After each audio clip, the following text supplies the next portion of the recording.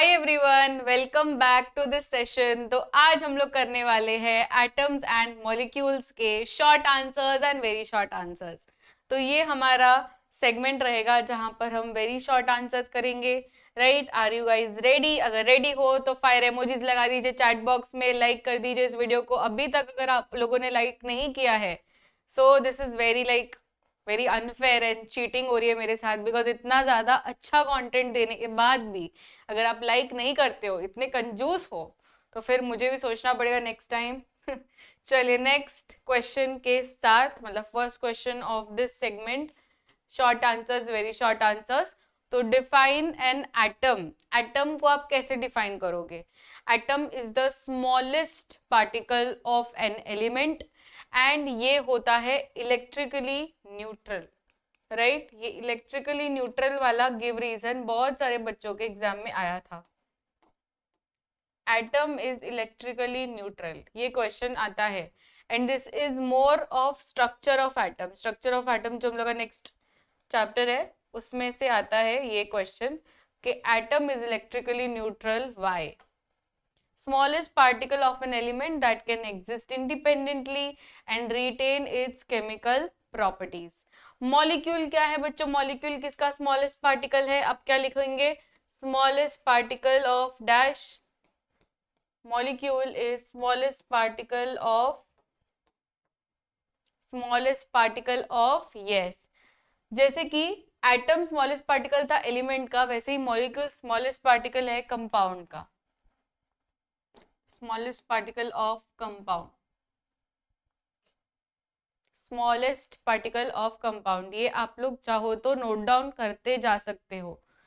The smallest particle of a substance that can exist independently and retain its chemical properties. Give an example of diatomic molecule. सारे बच्चे बताएंगे diatomic molecule के कुछ examples. Any example that you have in your mind you can say. Diatomic molecule के कुछ examples बताओ। चलो 4 examples बताएंगे, 4 एग्जाम्पल्स।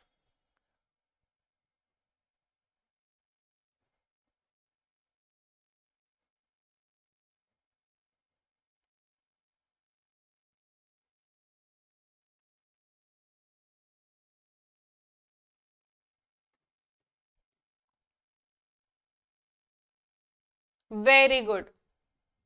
तो diatomic molecule, give an example of diatomic molecule. तो इसमें हाइड्रोजन, ऑक्सीजन, नाइट्रोजन, ये तो सब मॉलिक्यूल ऑफ एलिमेंट्स हो गए।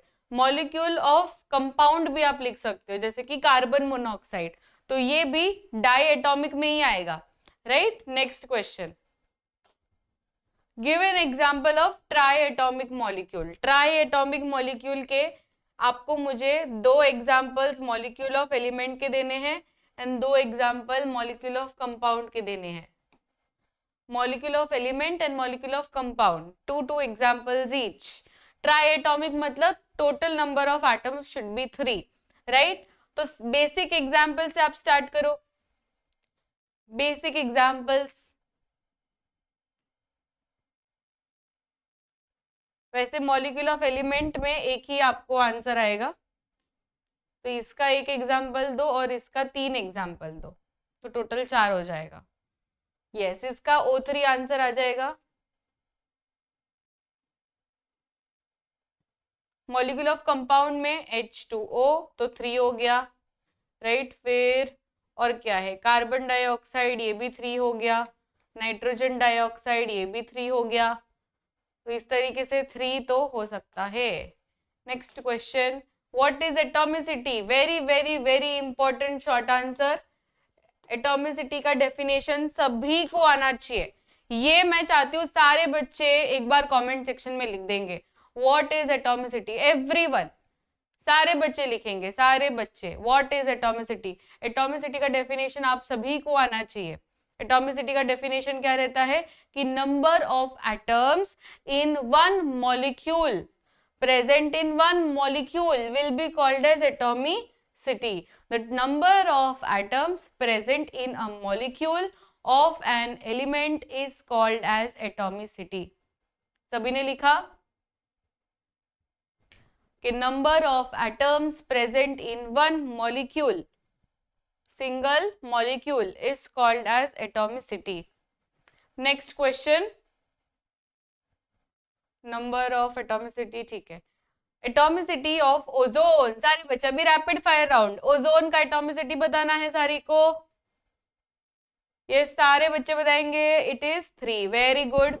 How many atoms are there in one molecule of methane, number of atoms मतलब आपको करना है टोटल, टोटल करिए CH4 के नंबर ऑफ एटम्स, टोटल कितने हैं नंबर ऑफ एटम्स, CH4 में total number of atoms is,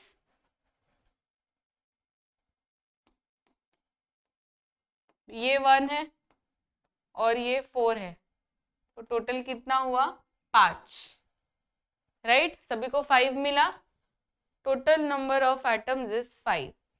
then you are आज total number of atoms calculate करिए इथेन में, C2H6 इथेन होता है, टोटल नंबर ऑफ एटम्स कितना है, total number of atoms plus करना है बस, 6 + 2 8।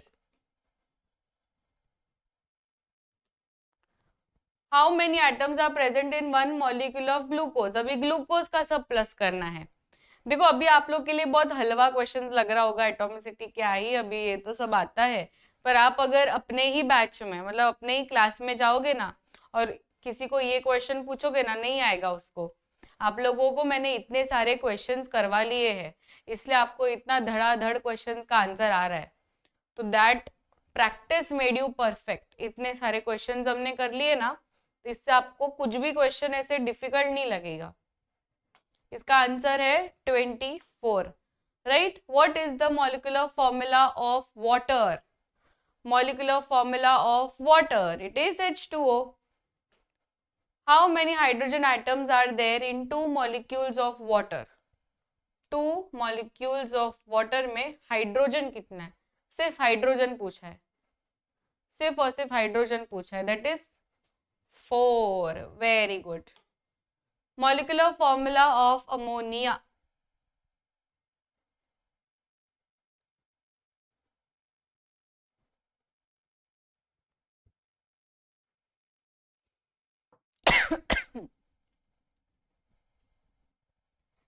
NH3। How many total number of atoms are there in one molecule of ammonia, total number of atoms in NH3 कितना है, total करना है बस, NH3 का टोटल करना है, NH3 का टोटल करना है, NH3 का आप टोटल करेंगे तो it will be what, it will be 4।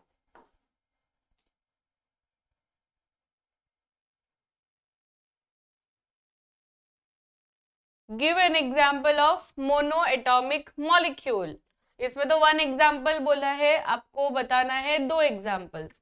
Mono atomic, mono atomic कौन से होते हैं, जो खुद स्टेबल रह सकते हैं, राइट, अकेले स्टेबल रह सकते हैं, that is what, that is neon, argon, right, xenon, ये सब। भाई ये 2 एग्जाम्पल्स एटलीस्ट याद करके जाना।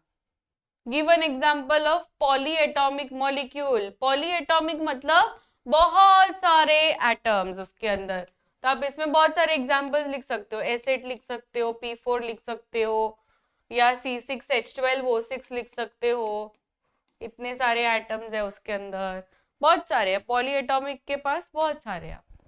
How many oxygen atoms are there in one molecule of carbon dioxide, एक कार्बन डाइऑक्साइड में कितने ऑक्सीजन एटम्स है, ऑक्सीजन एटम्स आपको दिखाई दे रहे हैं ऑलरेडी, कितने ऑक्सीजन एटम्स है बच्चों, 2 ऑक्सीजन एटम्स है, राइट, 2 ऑक्सीजन एटम्स है। Ratio of hydrogen is to oxygen atoms, atoms, ठीक है, एटॉमिक रेशियो पूछा है, hydrogen is to oxygen in water. बताइए पानी में एटम्स का रेशियो क्या है, हाइड्रोजन का कितना और ऑक्सीजन का कितना। इसमें बहुत सारे बच्चे गलती कर रहे हैं, बहुत सारे बच्चे गलती कर रहे हैं। जो 1:8 वाले बच्चे हैं ना, उनको या तो क्वेश्चन प्रॉपरली समझ में नहीं आया, या तो उनको कुछ समझ में ही नहीं आया। अब इसमें देखिए 1:8 कैसे आएगा, 1:8 तब आएगा जब मैंने आपको मास रेशियो पूछा हो।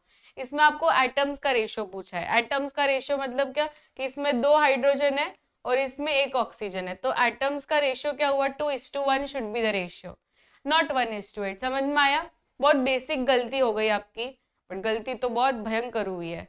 2:1 should be the answer and not 1:8. Is this understood? Why? Because 1:8 आप मास रेशियो निकाल रहे हो। आई गेट दैट कि 1:8 कैसे आ रहा है। आपने क्या किया, आपने 2:2, एक ऑक्सीजन का 16 है, राइट, तो 2:16 कर दिया, 2 1 2, 2 8 16, ऐसे 1:8 आपको आया। पर इसमें मास रेशियो पूछा ही नहीं है, आपको एटम्स का रेशियो पूछा था। राइट, रिएक्शन, ठीक है, ये आप लोग बाद में कर सकते हैं।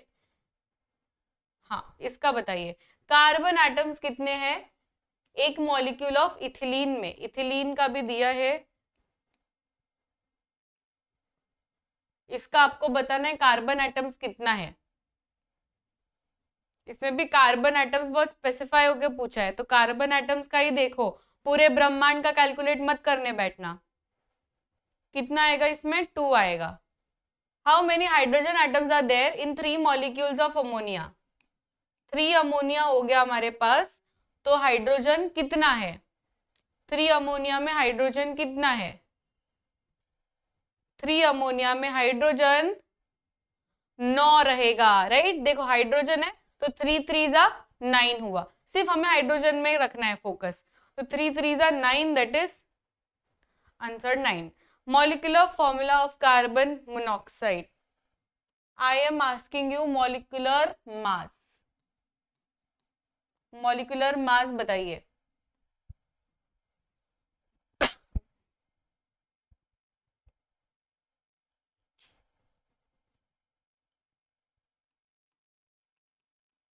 ट्वेल्व प्लस 16,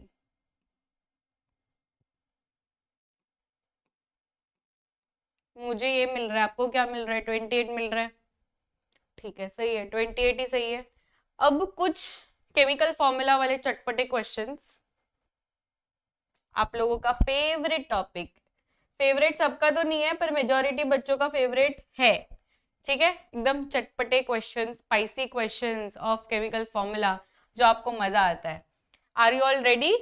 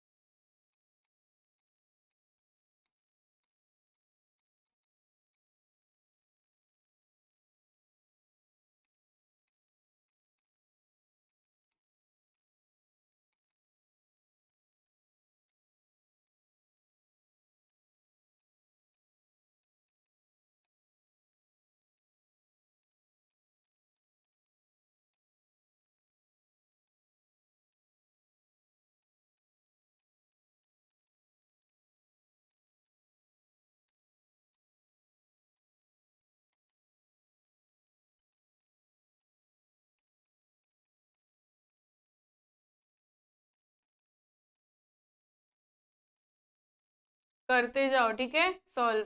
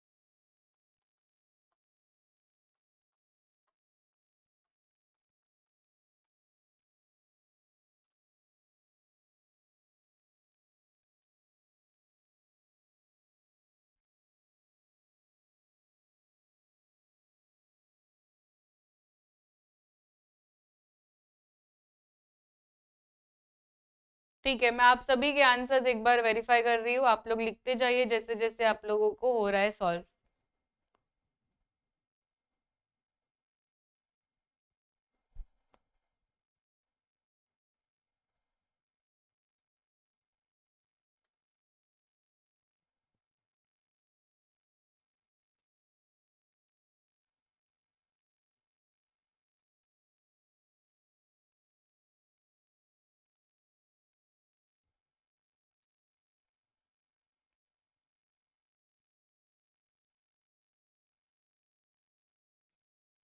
सबसे पहले फर्स्ट का answer potassium nitrate, potassium nitrate, तो इसमें क्या होगा?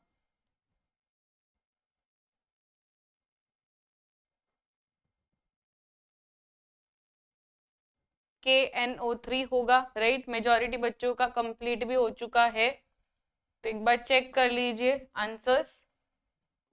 सबसे पहले पोटेशियम नाइट्रेट, देखो KNO3 है, तो दोनों की वैलेंसी 1 1 है, तो इसका आंसर रहेगा KNO3।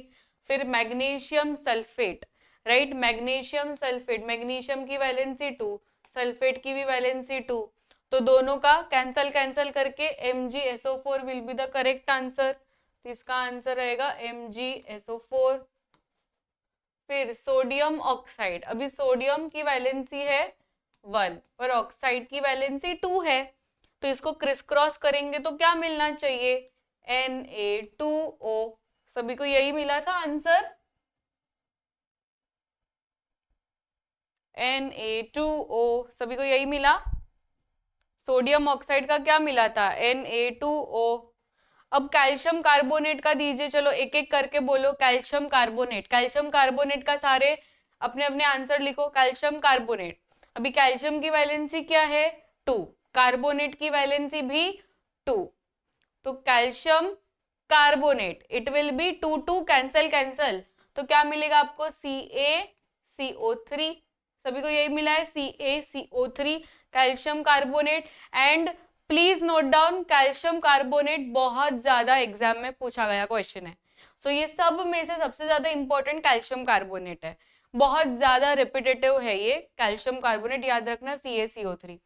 नेक्स्ट एल्यूमिनियम सल्फेट, अभी एल्यूमिनियम की वैलेंसी क्या है? 3, सल्फेट की वैलेंसी है 2, राइट। आपको अपना दिमाग लगाना है ही नहीं, आपको सिर्फ रूल्स फॉलो करना है, तो देख के एकदम डरना नहीं है कि भाई ये तो क्या ही पूछ लिया, ये सब मुझे कैसे आएगा।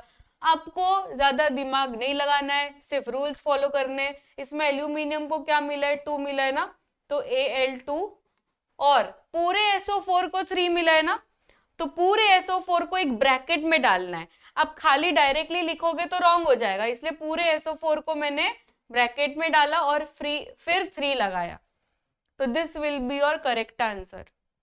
ठीक है, देखने से ऐसे एकदम हम लोग को भयंकर लगता है, पर आप अगर रूल्स फॉलो करोगे, एकदम अच्छे से सारी चीजें करोगे, तो कुछ भी रॉन्ग आपका नहीं होगा। ठीक है, इसमें ब्रैकेट लगाना भूलना नहीं है, जो बच्चे ब्रैकेट के बिना लिखे तो फिर उसका आंसर रॉन्ग है। ब्रैकेट आपको लगाना पड़ेगा, क्योंकि पूरे SO4 को 3 मिला है, तो आप खाली SO4 3 लिखोगे तो रॉन्ग है।